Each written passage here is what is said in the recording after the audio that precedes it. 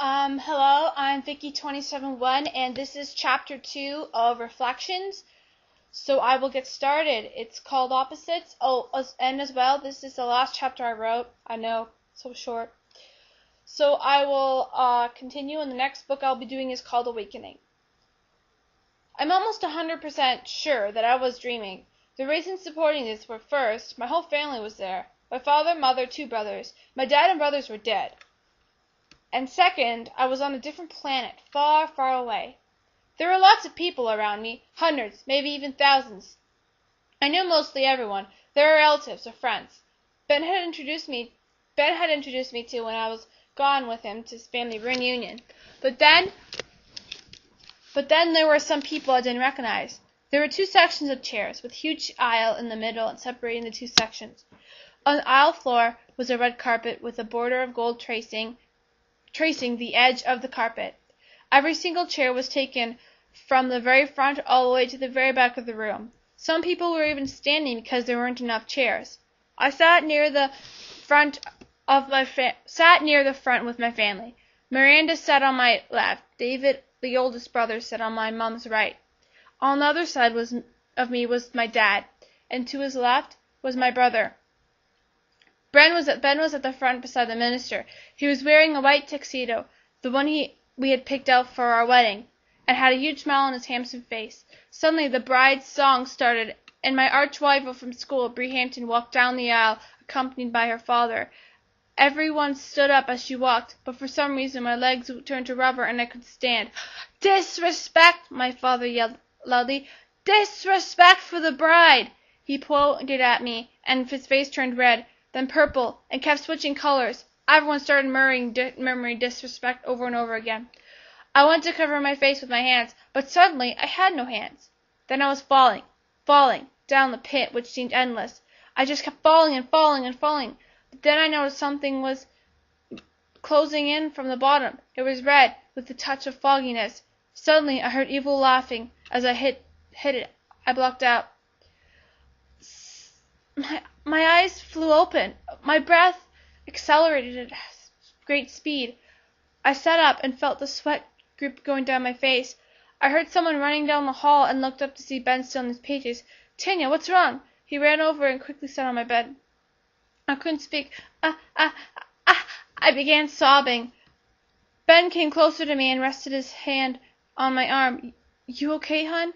"It was a dream." I continued to sob. Ben pulled me to his chest as I continued crying. It was minutes before I stopped. "You okay now?" I sighed. Yeah." He laughed, and before kissing my forehead and going out the door, I turned on my lamp after hearing his door slam shut. The nightmare was still in my head, replaying over and over, and I felt like I was being haunted. A dog howled, and then it hit me. Dog! Yeah, of course! I launched myself off the bed and ran to the computer. I waited patiently for it to get started before clicking the internet link which led me right to Google. A dog! It would make an excellent wedding present. I typed in, "the perfect dog for you." I searched the next hour on this topic with no luck whatsoever. I turned the computer off and jumped back into bed, only to fall asleep within minutes. "Beep, beep, beep, beep, beep," sang the noisy alarm clock on my bedside table. My hand found the singing clock's off button and pushed it. I got out of bed, and rubbed the sleepiness out of my eyes. I looked at my nightstand table to see a note. I picked it up and began to read. "Tanya, I've gone out with Malcolm. It's Tuesday, remember? Annual golf day.